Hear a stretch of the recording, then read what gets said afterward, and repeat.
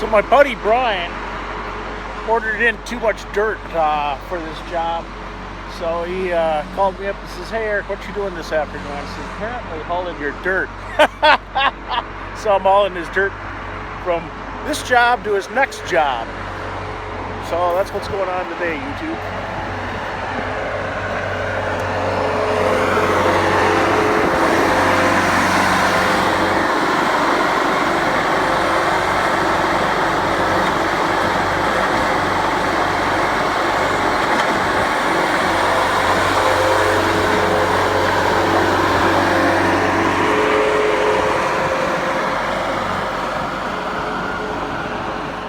Hey YouTube, MinnesotaEric here. And so my new to me dump truck, it's got not even a small coolant leak. It has what I call a drip. It is still dripping even though it's not under pressure. And it's some kind of crazy bypass hose that goes into the reservoir. Let me show you what I know is the leak. One leak at least.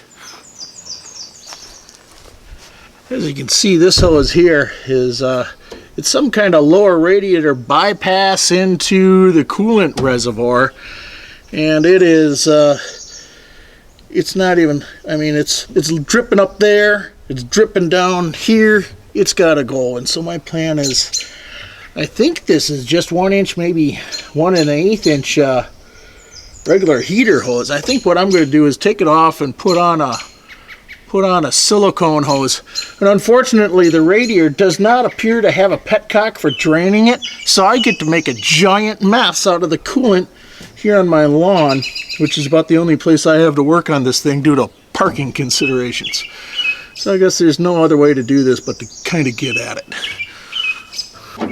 Oh, this thing's just high enough where I'm up on a ladder, and I don't know if you can see what I'm doing. I can't see what I'm doing for that matter, so if you can't see what I'm doing, that would make two of us.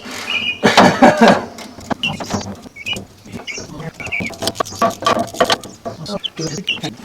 don't know where to put the buckets is the problem. I got a couple of 2.5 gallon pails. I have no idea how much is going to pour out of this darn thing. Come on, sweetheart. I'm prepared to cut it off too. No, I kind of want to be where the camera is, so if I bump the camera. Oh, there we go. Oh, isn't that something?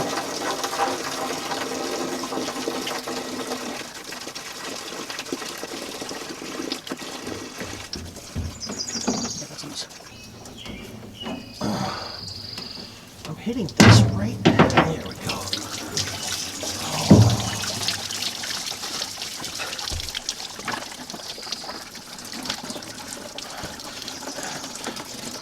What a mess. Okay, here's the hose. I want it off. Let's say it's a 1 inch diameter. 1 inch then. Hose off this garbage.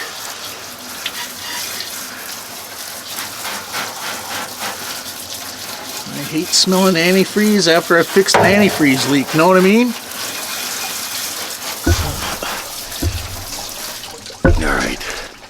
Alright, tomorrow when I run into town, I'll get myself a hose.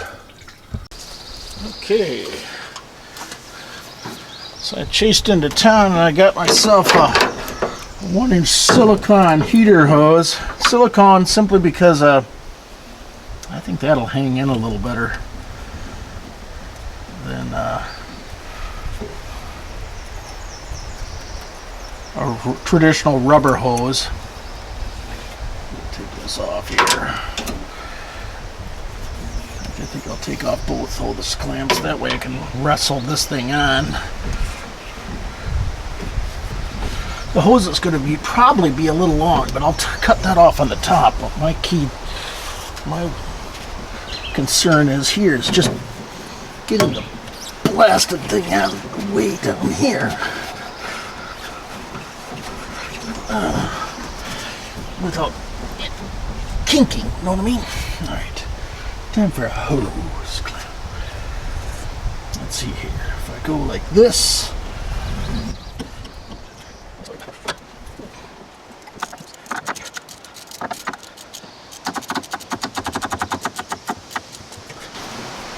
Now, test fit in here. I want like this when I kink. It sure as heck doesn't appear that I would. In fact, it doesn't appear I'd kink at all. Outside of having some extra twang going on. I don't think I want the extra twang.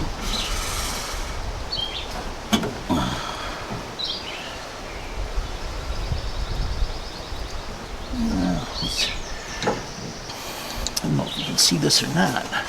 Try to do it in front of the camera here.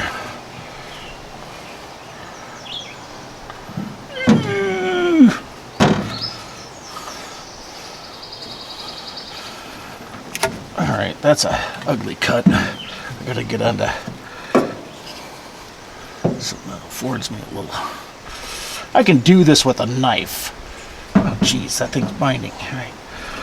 But I got this lovely snips. And let's see here.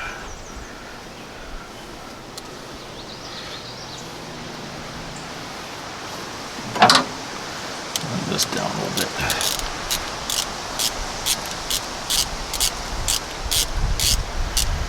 Okay, so the other hose clamps are in the truck, which is currently elsewhere. So that's why I'm suddenly using too long of a hose clamp.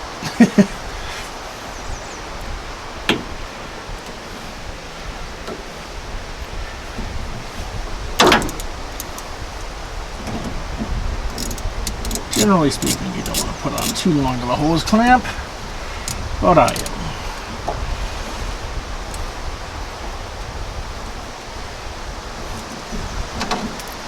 MP, mechanic's prerogative.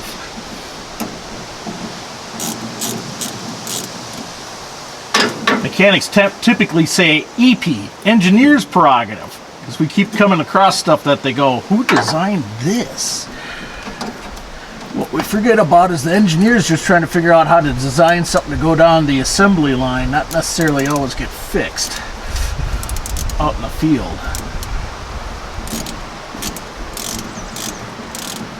Some manufacturers are better than other manufacturers at making this stuff field serviceable.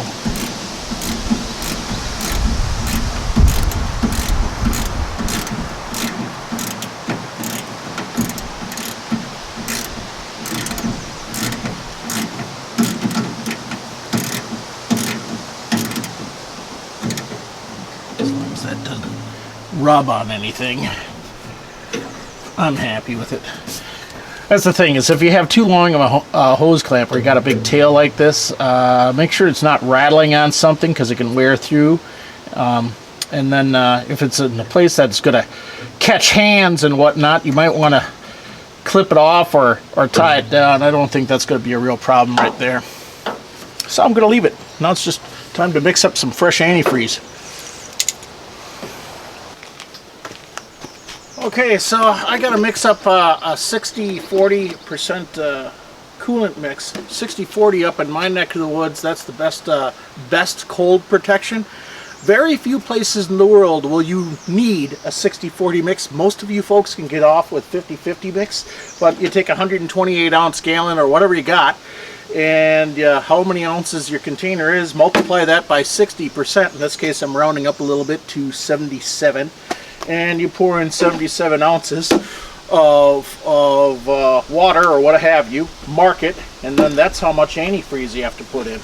And of course I'm doing it on my brick wall here, so when I spill, I don't feel so bad. I should get a funnel for this. This is old green style. Well, actually this is the new green style. This green style mixes with every other color, but it's the concentrated stuff.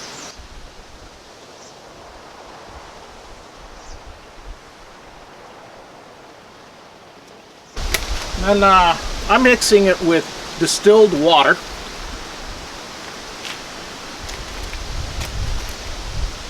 Again, distilled water just so there isn't any mineral content, any salts or anything weird. it gives the coolant and the water pump and all the seals the best fighting chance they have. If you don't change out your coolant, the coolant picks up and isolates metals, and those can literally erode your water pump if your water pump seal doesn't fail first. And metals attract more metals, so if you start out with distilled water, your coolant will have the best fighting chance to go its full 5 years.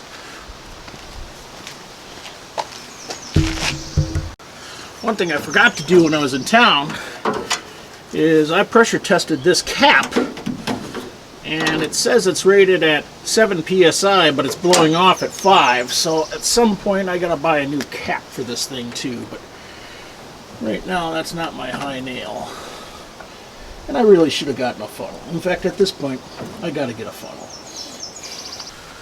I have no idea what happened to my short blue antifreeze funnel, but since I just cleaned this guy off yesterday, I know it's clean.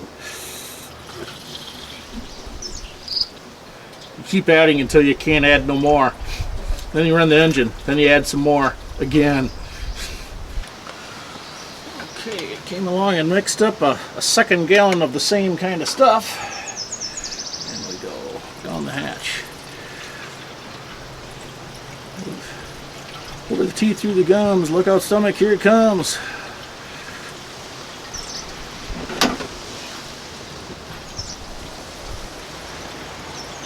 Now you notice this reservoir is a little different. Here's the radiator, here's the reservoir, but it works the same way. The cap's on the reservoir. Normally these things are, in modern cars, are these big plastic things, but this old style metal one.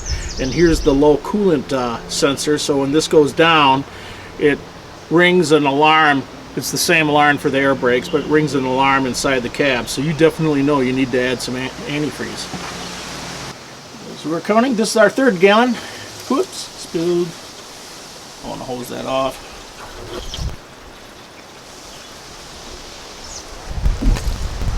Time to hose things off and stir her up.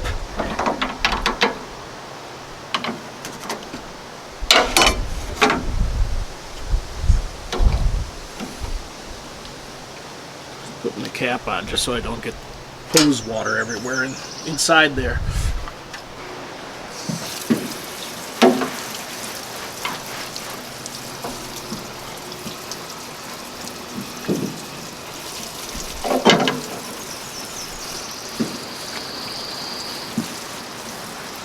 I just don't like smelling antifreeze.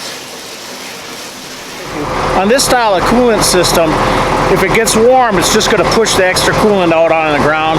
And if the thermostat opens on up and it needs more, when it cools down, it'll pull more from the reservoir. So what I'm going to come back or what I'm going to do is let this engine warm up, then simply shut it off and come back and check it in a little while after it's gotten cool. Maybe tomorrow.